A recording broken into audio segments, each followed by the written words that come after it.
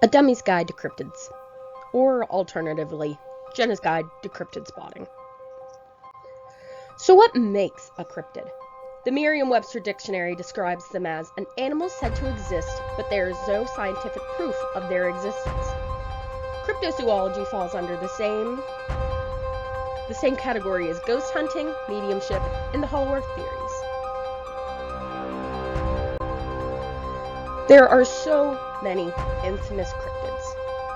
These are just a couple, but there are so many more, like the Jersey Devil, the Fresno Nightcrawler, the Loveland Frogman, the Flatwoods Monster, the Snallygaster, and more. Bigfoot is probably the most well-known cryptid, having had reported sightings of a large, hairy man with large feet since 1958, when a journalist received a letter from a group of Northern California loggers claiming to have seen the creature. Now Bigfoot is said to reside all over the United States, but there is a large population of them in western Oregon and Washington. It is said to be a species of creatures that we have not yet discovered. That's my mom with Bigfoot. She loves Bigfoot. She's a strange little creature. And that is a casting mold of one of its feet. So the Mothman is probably my favorite cryptid. He came from West Virginia. The first sighting of him was in 1966 in Point Pleasant, West Virginia, when 4 teens were out driving around, only to be terrorized by a creature that was said to be very large, up to 7 feet tall, capable of flight, humanoid, and piercing red eyes. The 4 teens drove into the safety of town, but decided they need to go back and see if what they saw was real or not. They returned to the scene to find a creature stumbling around a field, confused and kind of dazed. The teens did the responsible thing and returned to town to fill the police in on the night. A year later, the Silver Bridge collapsed a few days after the creature had been spotted above the bridge. The town now lives in a state of Mothmania and has really embraced what it brings into the town. There are ice cream shops, there's the official Mothman Museum, a coffee shop called the Coffee Grinder, which is absolutely wonderful, and even a pizza parlor that serves a pizza based off of the creature.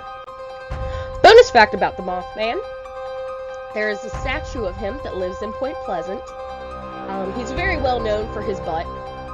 It's wonderful, it's very shiny, it's very impressive.